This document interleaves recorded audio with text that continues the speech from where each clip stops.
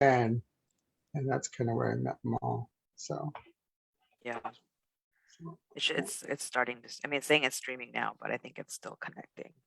all right, so we'll just start. I'll start with the Okay. small blessing, lighting of the candle, and then we'll get started with the just the discussion.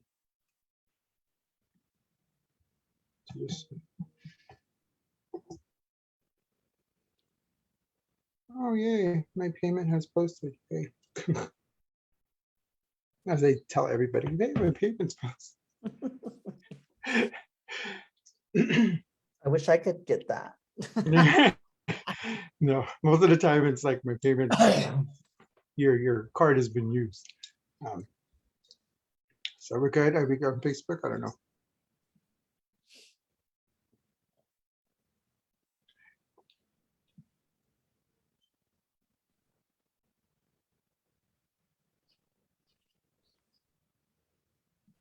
We are good. It looks like it's showing good? people.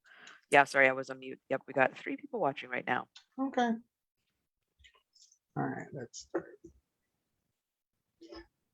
Well, hello, everybody. My name is Sister Navi Ho. I'm the Abbess President of the Grand Canyon Sisters of Perpetual Indulgence, and this is our talking circle in regards to the Transgender Day of Remembrance. We have a guest with us. There may be a couple of other guests that might pop up throughout the talk. So I just wanted to let you know, and also there may be sisters popping up throughout the time that we're here. One thing I do want to say is I do want to do a small prayer to in regards to this day of remembrance. So I'll start with that. Oh, Creator, thank you for this day. Thank you for everything you have done. As we sit here and gather amongst friends, family, and community, I just wanted to send my condolence, my love, my share, my joy out to the community, out to the trans community, out to those who were taken from us way too soon because of violence and hatred.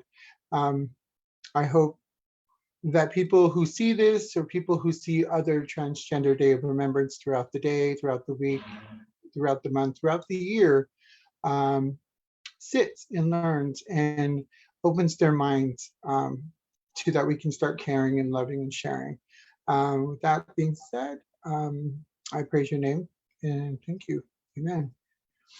The first thing I want to do is, in case people don't know what Transgender Day of Remembrance is, it is also known as the International Trans Day of Remembrance and has been observed annually on November 20th as a day to memorialize those that have been murdered as a result of transphobia.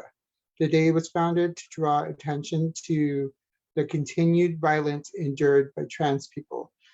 And as we say that, I also want to light a candle. I know there's going to be a lot of candles lit today, but I do want to light this candle, and we do this during our meetings as well.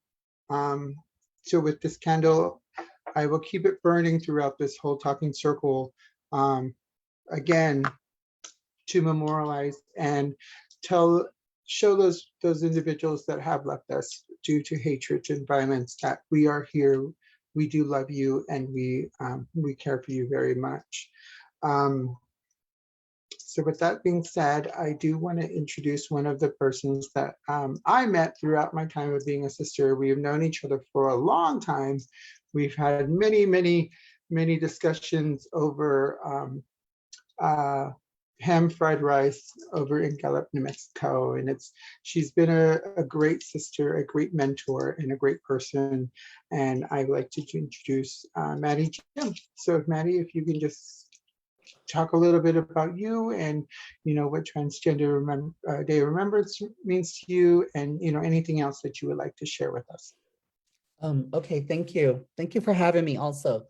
Yat Mattee Jim and Shenash National Kia Ani Bashishin Hi everyone, I'm Mattee Jim. I'm of the Zuni people clan, born for the Towering House people clan. I'm originally from a place called Sanoshtin, where I grew up, where my lineage comes from. So I'm happy to be here. I have been doing transgender advocacy for over 20 years. I also work in the HIV prevention field and have been doing that for over 20 years also too. So with Transgender Day of Remembrance, it's recognized every year, like Sister Navajo mentioned, on November 20th, and it was started in 1999 to honor Rita Hester, who was killed in 1998 by one of her friends. So that has been continuous for the past years, and Transgender Day of Remembrance has been going on for a number of years, and I think has grown a lot in recognizing our communities, especially the violence that we face within our trans communities, especially the murders that have happened, or even just the violence that we faced. So in the beginning, when I got involved in doing some of the advocacy around Transgender Day of Remembrance, getting together and talking about those who have been taken from us, and recognizing the violence within our communities, and just gathering to honor them and do memorials for them. So along the years, those were happening, and I think there was kind of a shift changed also too in doing that, but also recognizing the people who are still here also too. So celebrating their lives, and also with our lives, for people who still advocate, who are here, who are doing the work that needs to be done, and recognizing these days. So in a way, like I've seen the shift in that and stuff. So I kind of, over the years, see Transgender Day of Remembrance before, like I said, was a little bit saddening and stuff, because I know of a sister who was murdered, and I know several people who we've lost to violence also too, and just thinking about that, and it is saddening, makes you feel sad and stuff. But I also want to also look at those, look at those of us who are still here, who can possibly make those changes, and be in the leadership positions where we can make those changes, so that way we could eliminate these murders, we can eliminate these violences, and continuing the fight that we have to fight to end discrimination, transphobia, and all of that craziness that happens within our communities. So yeah, that's how I see TDOR. Thank you. All right. I also want to introduce some of the sisters that are here.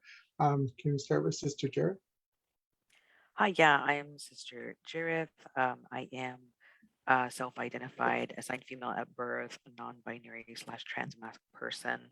So I am part of the community, but I also know that I could learn from a lot of the members from the community still, including and especially the transgender women, or transgender women of color specifically, that are consistently targets of violence. So I try to do my due diligence in supporting them and making sure that they get heard when something happens, that they get support when one of our, specifically our sisters of color, pass away at the hands of violence. So I'm very open to learning and knowing more. And if we get some of those other guests coming in and helping us out to understand and to better help our community in Phoenix understand what it's like to be trans, and, sometimes be on your own, that would be great. But I'm just here to listen, learn, and contribute when necessary or when asked. Thank you. Father Maury? Hi, yeah, I'm Father Morris. Sorry I don't have my picture up because I'm not done up. So I figured that if it was blank or it had my picture, I don't know why it's not showing on this one, probably because my computer sucks. But basically, I've been with the sisters for 10 years. We've been involved with Transgender Day of Remembrance pretty much from the beginning. It was a retired sister, or sister emeritus, that got us involved, Sister Crimea Ho. She kind of got us involved with Transgender Day of Remembrance about 10 years ago. So we've actually been trying to do and trying pretty much every year we've gone to Transgender Day of Remembrance or yeah, TDOR, yeah, so okay, Transgender Day of Remembrance. But just recently I've started identifying as non-binary. That's why I use the pronouns they, them. Because as a sister, I found out that it doesn't matter what people call me and what pronouns people use with me. I answer to everything. But right now I kind of identify more as non-binary, leaning towards the female. But I also am on a journey. I learn all the time what's going on with every time I get a chance to listen to transgender people talk and talk about their lives and their experiences, I always learn something new. So I enjoy listening to that. And I mean, I have my own experiences. I don't really consider myself transgender, but I know a lot of people consider people in my situation as transgender because they're not. Well, I don't know. I can't even answer why they consider themselves transgender, but um, I guess that's kind of my story, and I'm sticking to it. All right. Well, thank you, Father Maury. Well, it looks like my daughter, Novice Sister Pepper Grinder, kind of stepped away. Oh, she's back. Hi, Novice Sister Pepper Grinder. Hi there. I'm just here to really observe. I'm just trying to get myself a lot more aware of trans awareness. I mean, I know of a lot of trans, but just wanted to learn a lot more about it. Sorry, I'm not in phase. Just not enough time today. Sorry. Okay. All right, thank you. Yes, as Father Maury has stated, the sisters, at least as long as I've been with the sisters, we've always been involved with Transgender Day of Remembrance. It's a very, I want to say, it's a very emotional time, but it's also a time that we get to learn and listen and, stop, because there's so much going on in the world that it actually gives us that time. And, it should be something like I've always said, it should be not just a day, it should be every day. And I do want to read something that I read on Facebook by a man that I follow. His name is Jamie Wilson. I'm not sure if you guys know him, but he is on Facebook. I have him on my Instagram. He is a country singer or just a singer. I'm not sure if it's strictly country, but he wrote the other day, 2021 is the deadliest year on record for trans and non-binary humans. Trans women of color are most at risk. Life expectancy of trans humans is 30 to 35, misgendered and misnamed at funerals, misgendered and misnamed in articles about their deaths. And you wonder why we get so mad when all society does is ask the stupid, invasive questions like what's in your pants. When that's the very fucking thing that can cause people to become violent with us. I found that to be very true because, though the people just automatically go off of what they know, sometimes it's better to ask. Sometimes it's better to, sit down with the person and have a real talk with them, because that's the only way we'll ever learn anything. I follow him. He's a great singer, a great person. And, I love his, of course, TikToks and stuff like that he's on too. So if you are on Facebook or any social media, his name is Jamie Wilson. He's a really good person. So with that being said, let's go on to some questions. And also, we do have an audience that's on Facebook Live. There may be some people in there that will be watching. And they'll also, if you guys or you people on there would like to ask any questions, just put it down and we will get them answered the best we can. That's again, like I said, these talking circles are just more for us to listen and learn and to ask those questions that we want to about. I mean, the best way to learn is, like teacher said, to ask questions. So with that being said, here's the first questions I have. It says, can you, and anybody can and answer this, it says, can you speak to why you think trans individuals are targeted every year and how we might minimize violence in the community?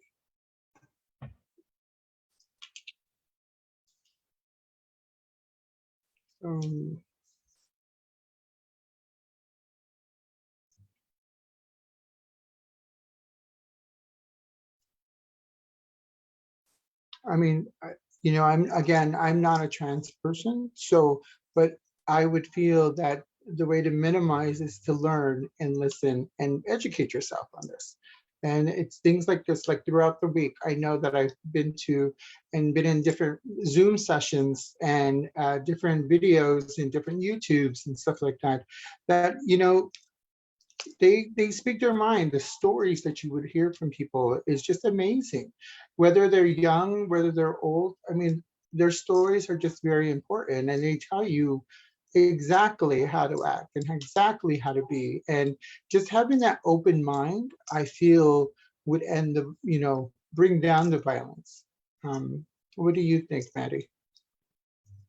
That is a very, very good question. And I think there's no one type of answer to answer that, but I think there's multiple things that we could say, because everything is situational.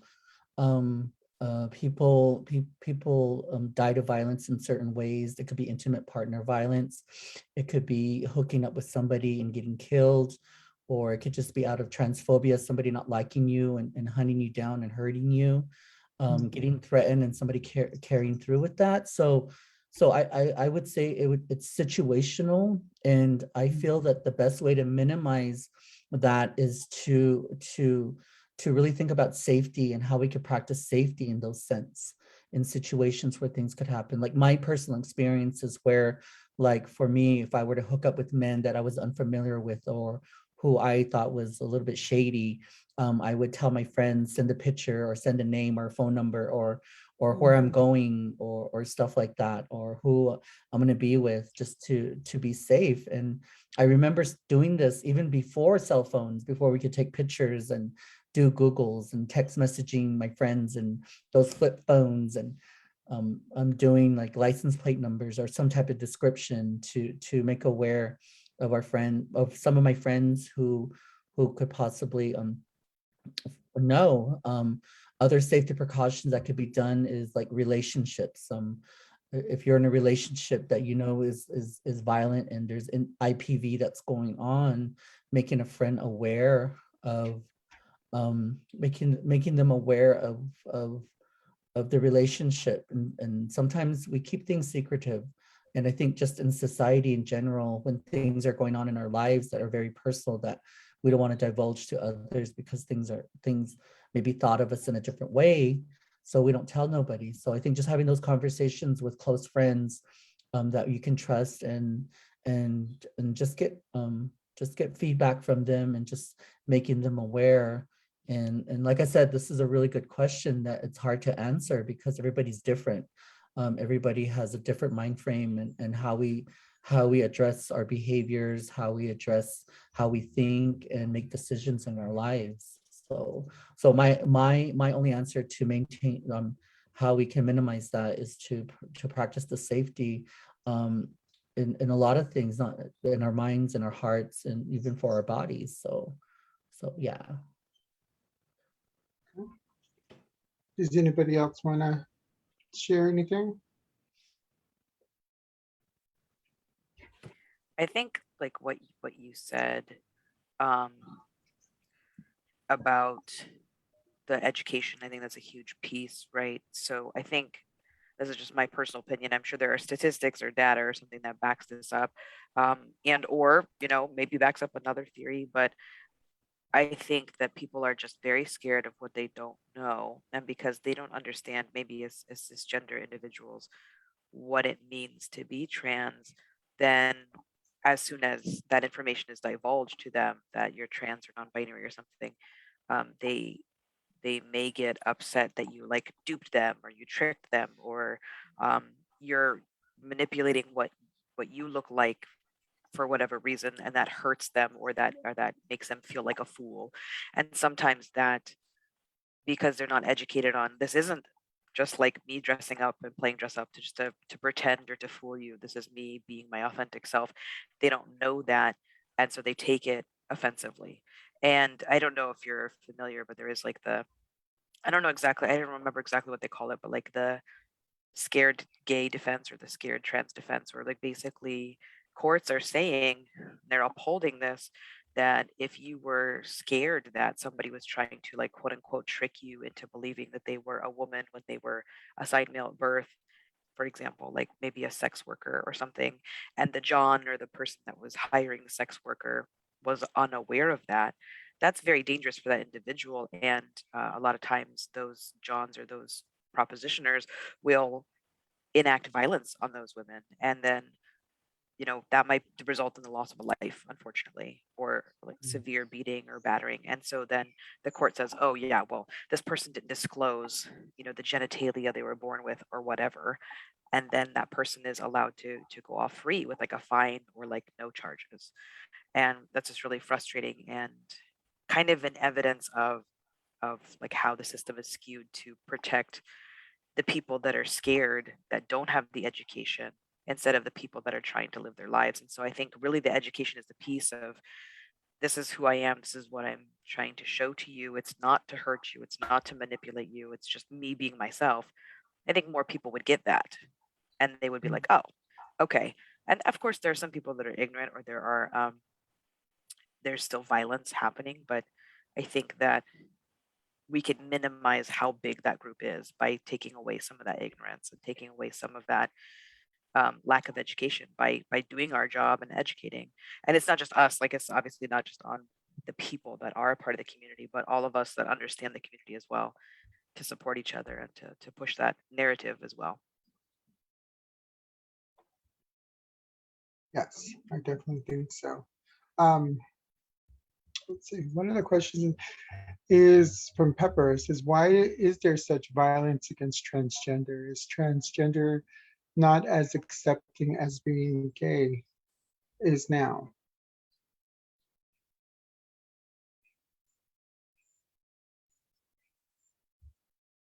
Yeah, do you want to do you want me to open a can of worms? Yeah. A little bit. So well, okay, so I don't know if you remember way back in the day, because we were all there in the late 90s, early 2000s, little group called HRC, Human Rights Campaign, was trying to get us marriage equality, and they did a really great job at that. They achieved their goal, at some point. That's great. But at a certain point in the beginning of their pushing of this, they dropped trans people like hard. And they were just like, you know what? Trans people don't fit into the narrative of gay rights, so we're just going to go with lesbians and gays, and like I guess we could throw bisexual people in there. And so trans rights got left behind, and now that's where you're seeing like all these, the anti-trans bill for military, or you know uh, lack of gender neutral bathrooms, or bathroom laws that are happening at schools and things like that. And so yeah, there has always been a segregation, and that's because, and let's be very clear, that transgender does not mean that you are homosexual. Like they're not the same thing. So because one is about gender identity and one is about people you love, the one that's about gender identity is less likely to be understood. Like you could point to somebody and say, like, that's my boyfriend, that's my girlfriend, that's my partner. But when you point to yourself and you say, I want to change this, I want to change that, I want to change this, then people are like, wait, why? Like, why do you want to change who you are? Like, you were born that way. And it sounds like it's a lot of money and a lot of pain and a lot of surgery and a lot of hormones. And so I think people don't understand that as much as they understand the being gay part. And so, yeah, I think there is a disproportionate amount of violence towards trans people versus gay people, because now you see gay people have rights. Not, I mean, just the big one obviously is through marriage equality. So there were 1,400 rights, over 1,400 rights that gay, lesbian, and bisexual people didn't have if they couldn't marry the same gender, because it was all, a lot of it was federal and taxes and income with the IRS. Now that y'all have that, as you know, part of that community, that's great, and that allows you, it affords you more rights, but the trans or non-binary community is still totally left out of that in a lot of ways. And so I think really that disparity in how like we focused on this, and it's like that with a lot of movements too. Like if you didn't know, like the MLK Jr. and the civil rights movement, right? So there was a lot of people that were backing that movement, including um, white people, you know, gay people, and so those people that were kind of behind the scenes helped to push the narrative, but they weren't necessarily focused on. But they supported that, and really that's kind of what we needed at the time when the HRC and these major groups dropped trans rights. We really needed that support in the beginning, and so because they didn't see it fitting into the narrative moving forward, they were like, well, I think that we should just get rid of them or like focus on them later. And it's like, what happens when you focus on them later? You delay the rights to all of those people too. And so, like, for example, people like I mentioned MLK, that movement, there was a gay Black or African American leader that was huge in civil rights movements. And he did way more for the campaign than even MLK Jr. himself. And that his name is Bayard Rustin. And but because he was gay and because gay wasn't accepted at that time, he was pushed to the back of, you know, the civil rights movement. He was kind of behind the scenes. And then 5 years later, you start seeing like Stonewall and all these other kind of revolutions, and he became a part of that, which is great. So then he got to have kind of like his moment to be free as an African American and free or liberated as a LGB, I guess an LGB person. But trans rights weren't really pushed until way later. And now we're starting to see it, but who knows, it might be another 50, 60 years before we get equality for that. So I think that's really why it's not as accepted. Not only the lack of understanding and the lack of education and people just not seeing them the same, but also because there were specific movements and specific groups that kind of left trans and non-binary people behind. Which is funny because like we know trans women and non-binary women or non-binary individuals were really the ones that started these gay liberation movements. So I think that's really interesting. Very good. Thank you. Maddie, did you want to say anything? Yeah, so I think that the answer to that question is I think goes to society also too. I think people are more susceptible of accepting gay men or lesbian women and same-sex couple environment because the desensitization, that word, among the population which is general society with cisgender people, and they see it and the movement has been going on. So with trans people, people are unfamiliar. And I think people are unfamiliar with us, and there's a fixation on our genitalia, which I find like very interesting. I do trainings all the time, and like, why are people so fixated on my genitalia or what's between my legs? Rather, so what I say at training all the time is that always think about what's between my ears rather than what's between my legs, which is true because people want to know. And everybody, even gay men, even lesbian women, society wants to know what's between our legs. Did you have surgery? Those questions come out. And sometimes people may not may not know that that's inappropriate for people, depending on if they want to be out about it or not. With trans populations, I feel that we experience a lot more violence because of people being unfamiliar with our populations or the stereotypes and stigmas they have about our populations, because it's always about what they heard or what they were taught growing up. I also tell people in trainings that hate is learned. We learn how to hate people. So if you hear the faggot, queer, and homo in a negative sense when you're growing up, that's what you're going to call the people that they're those words are geared towards. And unfortunately, it becomes a generational thing until people start learning. So it's those behaviors that are created. So there's a lot more violence within our communities. Going back to what was said earlier about being left out. And constantly our population is being left out on a lot of things. So we're always promoting like intentional inclusion. There are times when the gay community is like, oh yeah, we're very trans inclusive, or they're like, we're inclusive of everybody. But a lot of times trans people are not part of that process, or nor are trans people part sitting at the table making those decisions with LGBT groups or centers or organizations. So it's good to be very specific in asking those questions, especially when it comes to trans populations. Like, are you very trans inclusive? And doing research, I think, is the best thing to do within communities and looking at that. So I think I'm kind of going towards like supporting our community and finding solutions on how to combat leaving us behind or left out in situations. Right. Yes, I definitely agree. Which kind of leads to our next question.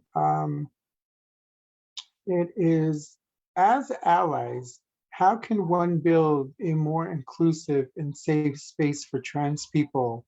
How can we best support and encourage the trans community in a meaningful way?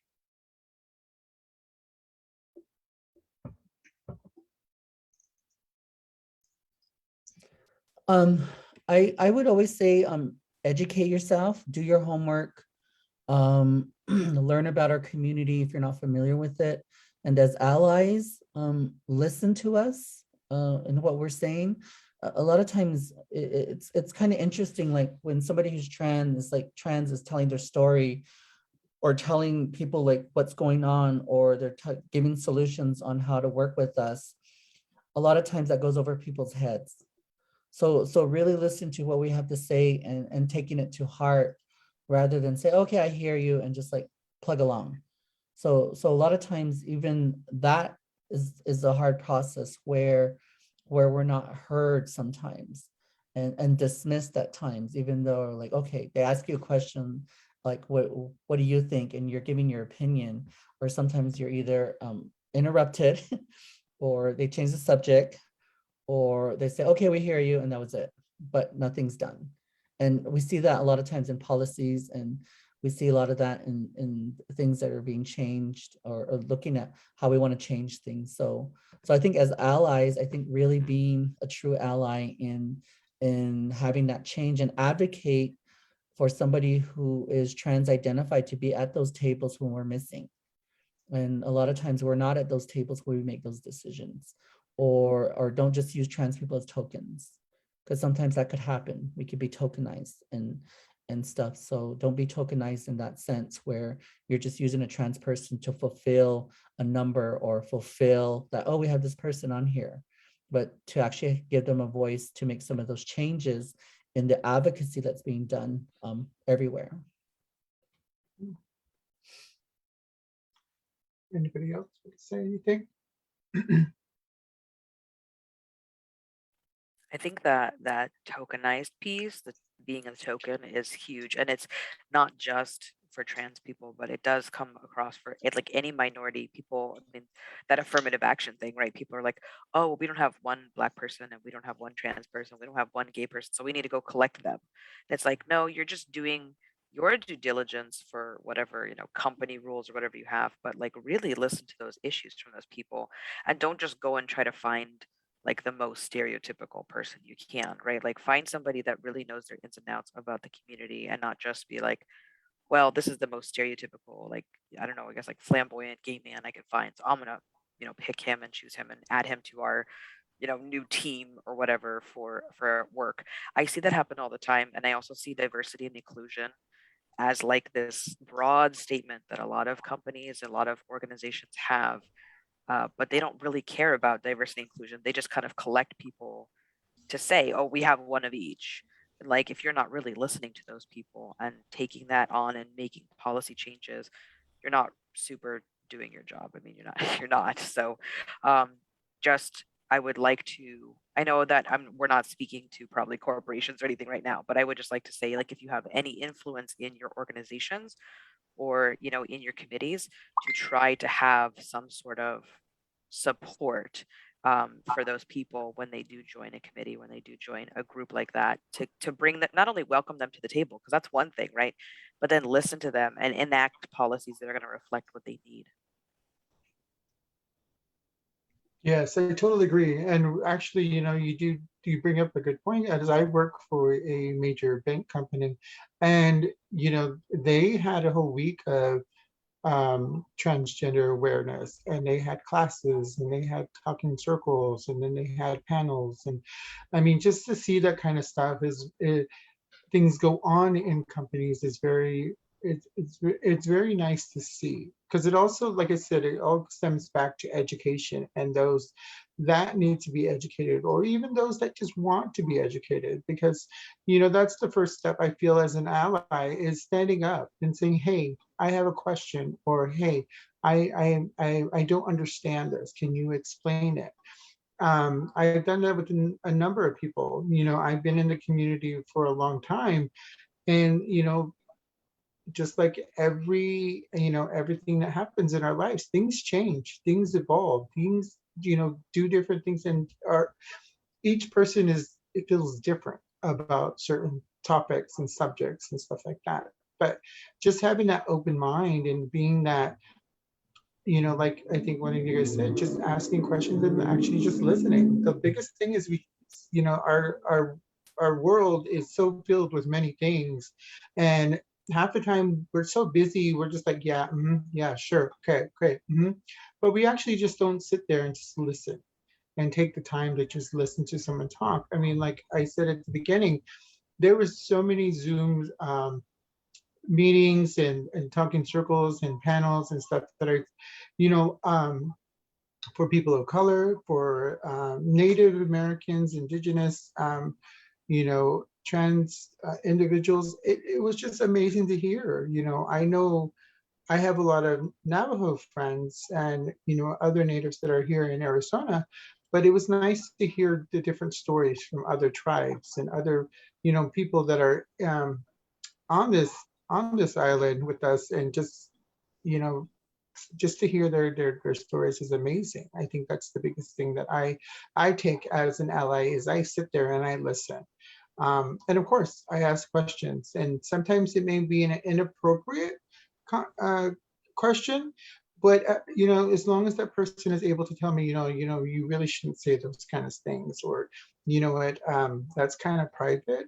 At least it gives me that barrier I know to be cautious to ever ask questions such as that to anybody, because they may be open to me to tell me information, but a lot of people will be offended and they could get mad. So it allows me to track things and to be able to censor myself when needed.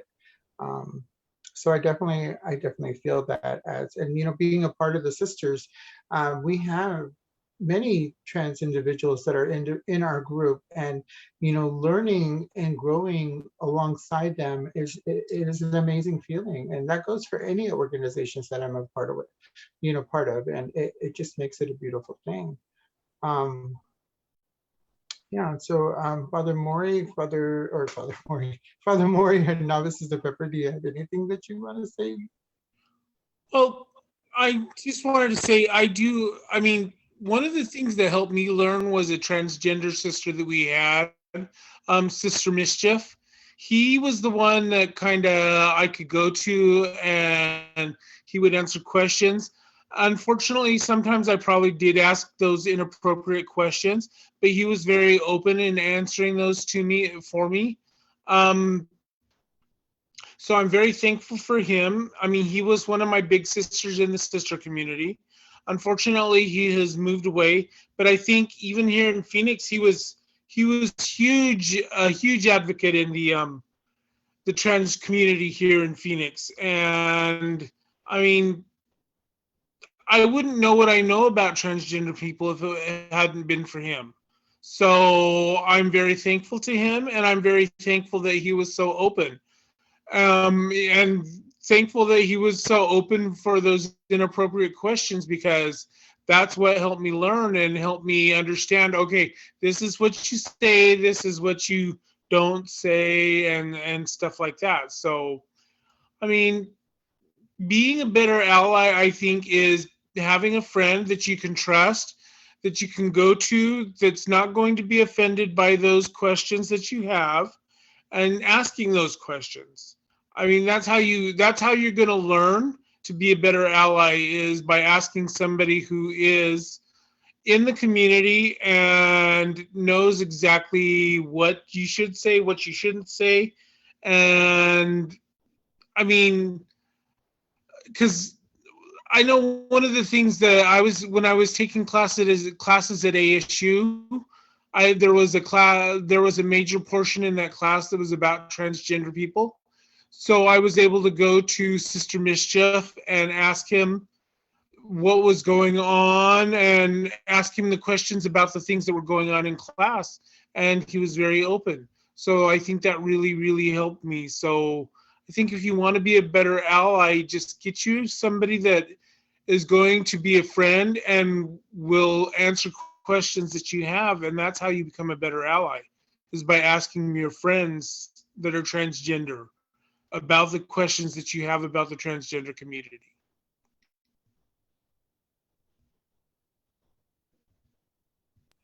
Okay, Pepper, did you want to say anything? There we go. Sorry. No, Jareth and Navi, you both kind of touched on a question that I had, as far as how are, obviously people have to work. I was just curious as how corporations are accepting to the trans gender. I know that, anybody that would ask me at work, I don't hide it, that, I'm gay, but other than that, I just was curious if is it as accepting as being gay, or is it also an issue?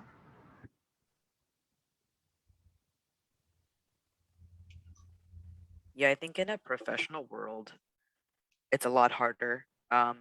I have like kind of known this for a really long time about myself, but it wasn't until last year that I was like, you know what, I'm just gonna try. I'm in education, so I'm gonna try to be out there as like my authentic self and say like, please make sure that you respect like who I am as a person, and pronouns is a big part of that. And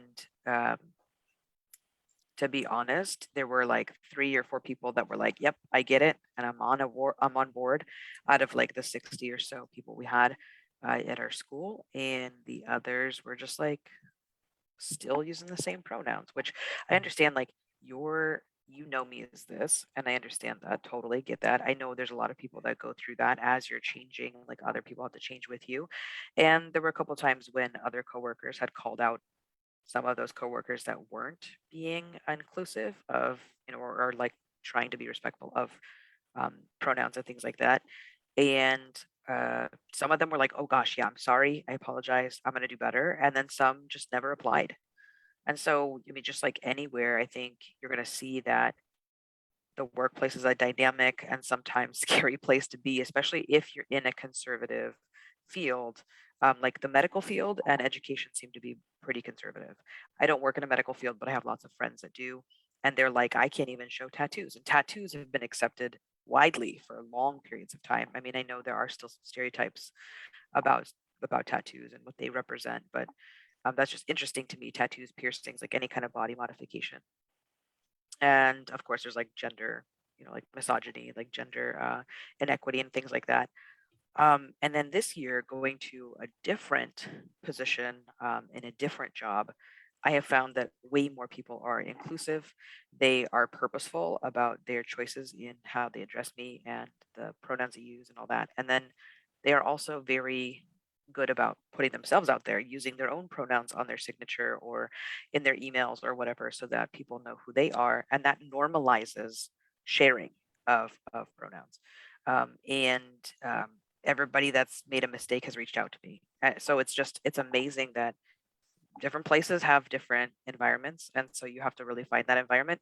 I think that's also why you tend to see a lot of trans and non-binary individuals tend to work in LGBT nonprofits or other organizations that are more likely to be accepting.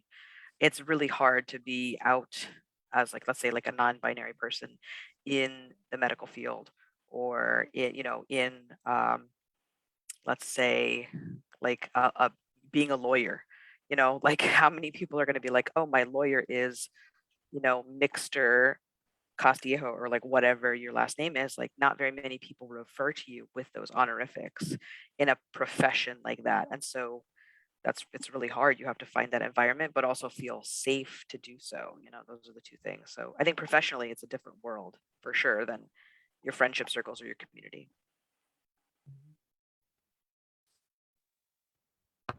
I know that, with my job, the biggest thing that one of the big things that they changed is in our profiles that we have at work. They require now to do pronouns.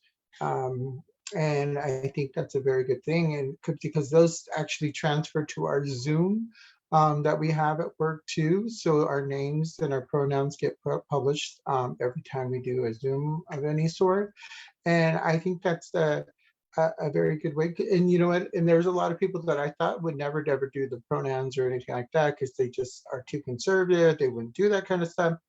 But to see them actually have that on their profiles is it's very encouraging, because it allows not only to give the right pronoun for that person, but it also sees that, maybe there's a little change, it's just a small change, but it's a change. And, those are good milestones that I see, that I'm proud to see, that at least with my job, that, they're doing that. So,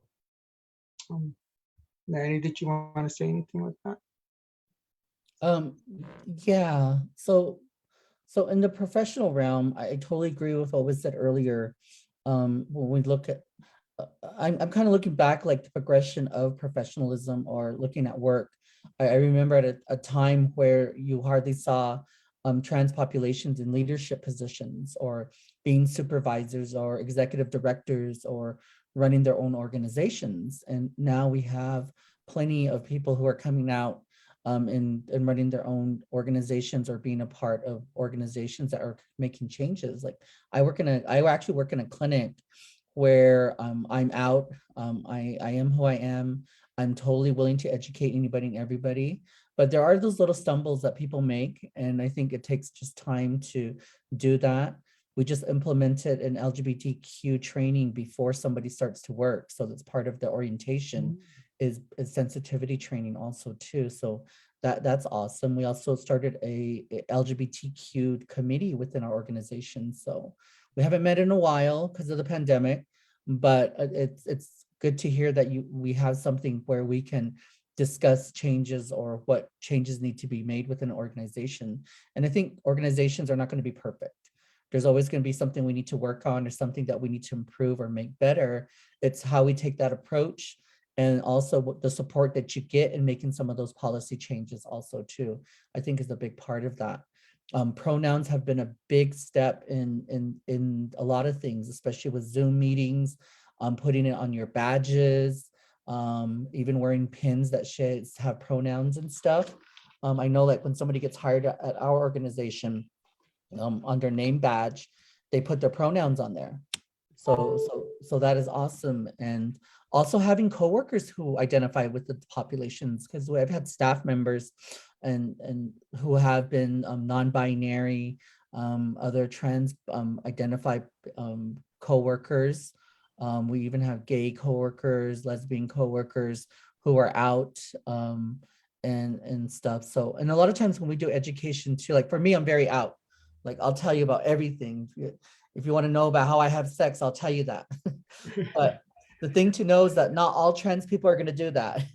So if you want to educate yourself, make sure you ask appropriate questions. Like I can ask you a personal question. If they say no, then don't ask anymore, move on.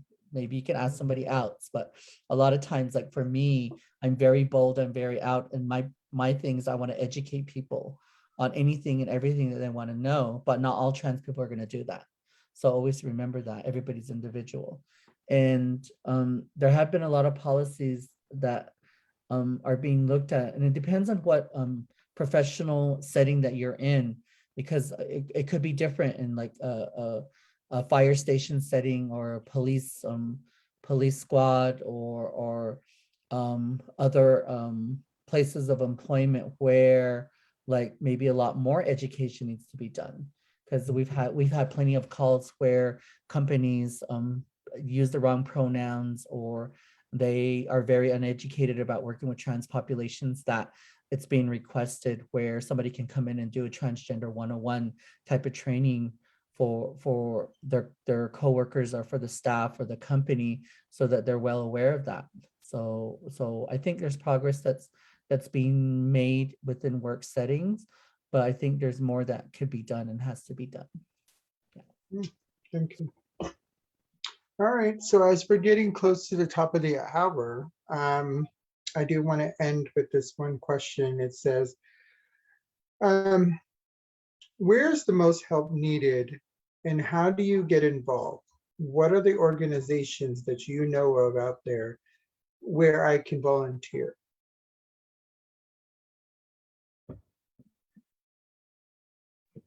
So I would, you could start anywhere. If you have a trans specific organization or agency within your city or your state, maybe getting involved with them, asking questions, working with them, volunteering with them. If you have an LGBTQ organization or center that says they're inclusive, get involved with them, ask questions. If you don't see no trans people involved, get them involved, or ask those questions of why they're not here or why they're not involved. So always speaking on behalf, which goes back to the allyship. And just volunteering. There's a lot of things that are being done for our trans community. And like here in Albuquerque, like giving out like bags, or just at the center cooking for people. I know before the pandemic, we were cooking meals for trans people at the center, and they could come and eat, for the girls who are out on the streets and stuff, and who are homeless, that we could feed them and stuff. So there's a lot that could be done.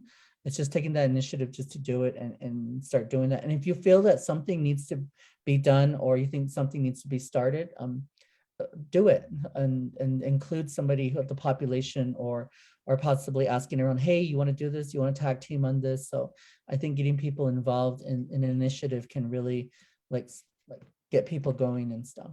Yeah. And not just rely on the trans people to do the trans work, because we have a lot of awesome ally people out there.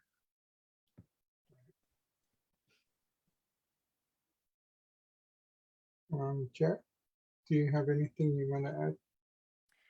Yeah, I think, I mean, like I was saying, if you're not interested in doing like larger organizational work, totally fine. That is daunting sometimes, especially with nonprofits or, larger community-based organizations. You can just create a space wherever you are, with whether that's your business or your school or whatever clubs you might have, to create more radical inclusion, meaning that you're not only including those people, but you're actually hearing them, you're instituting policies that are going to support them. So that could be done anywhere on a small scale, even with things like pronouns, which we talked about. I think also in Arizona specifically, we have the 1 in 10 does have a lot of trans and non-binary youth programming and counseling and things like that. We also have Trans Spectrum of Arizona, which does a lot of nonprofit work in collecting resources, not only for other different kinds of doctors or clinics or health insurance policies that might be inclusive or valuable for trans and non-binary folks, but they also have support groups, a lot of support groups. I know the other big thing that affects trans and non-binary individuals is like you feel like you're the only one. You feel super isolated. So to find support groups for trans masc, trans feminine, non-binary, and then also like the partners or the families of those groups, because just like with PFLAG, right? Not everybody that's affected by your identity and who you are as a person is specifically that person, right? There are other people around you that affects too. And so you want to make sure that you're educating and getting support for those people as well. They have great support groups. Right now, I think a lot of them are virtual, but they do have in-person groups usually outside of the pandemic. And that has been super helpful for me to just meet other people and meet doctors and find resources. And of course, going to your local like prides. If you have a Pride resource or a Pride event, there will usually be some sort of trans or non-binary or gender fluid or whatever you want to call it group that is there to help you and to get you some support. And if not, of course, you can always reach out to the sisters. We'll connect you to somebody in your area, or we'll connect you to another sister house in your area that can support you as well. And I just want to shout out also to Mars, who has been commenting like this entire time. So thank you, Mars, for all of your great comments in Facebook land. And we do appreciate your not only your comments, but also the concerns that you bring up in regard to what we said. And Mars did say it's okay. It's called the gay or trans panic defense. It is when somebody might not know, the gender of the other person, and then hurt them or be violent toward them. So that was what I was trying to say earlier. I was like, scared gay defense, like that's not quite it. So thank you for that. Yeah, thank you. Thank you so much for being here, Maddie. I'm so glad that you can take a chunk out of your busy day to come talk with us. I definitely think this conversation can go on and on and on, depending on if you have more people involved too, because getting different perspectives, getting different people's thoughts and opinions is a very good way to learn and become well-rounded in not only the trans what is going on in the trans community, but any community. And I think, like Jared said, there's a lot of organizations here in the Valley, at least in Phoenix, that you can reach out to. And of course, you always have us, many of the sisters know of resources, of places to go, people to talk to, and we'll point you in the right direction. Just like with all of these talking circles that we have, our biggest goal is to not only let us express ourselves and let us be there to show that we're here for the community during this, this pandemic, but that we also have questions and concerns and things that we don't know about. And it's best to get other people's perspective on that. And, I definitely encourage each and every one of you to check out Facebook, check out Instagram, check out TikTok, or wherever, even Twitter. I'm there. I feel that there's a lot of Transgender Day of Remembrance going on, memorials, visuals, talking circles, a lot of that going to be going on tonight. And, just take the time out of your busy day just to learn a little bit more. I mean, like I said, we're all learning. We don't know everything. And the best way to do is sit there and listen. Open your mind, open your ears, and listen. I think that's what my grandma used to tell me, but I never did. But it's definitely a nice way to become a well-rounded ally and a supporter for our community and other communities. So I definitely want to thank you all for being here. I want to thank you all for sharing your time and sharing your questions, and just those that came to the chat. Thanks for listening. Thanks for being there. And next week we'll be having another talking circle, and the talking circle is going to be involved with the Native American Heritage Month, which is the month of November. And we're going to have a few guests from all over the United States, including Canada and possibly in Mexico. And just to sit and talk. Again, it's a way for you to learn and ask questions, something that you might want to find out. And I'm actually in the process of asking somebody very, very, very big on TikTok to see if they can come be part of the talking circle next week. So I will wish you guys all a great day, a great evening. The candle is still burning, and it will burn till it burns out. And that is for all our brothers and sisters who have lost. And it's also a blessing to all of our brothers and sisters in the trans community to protect them and show them their love, and they're not forgotten and they matter. With that being said, I would like to say thank you again for all being here, and we will see you next time. Bye. Bye.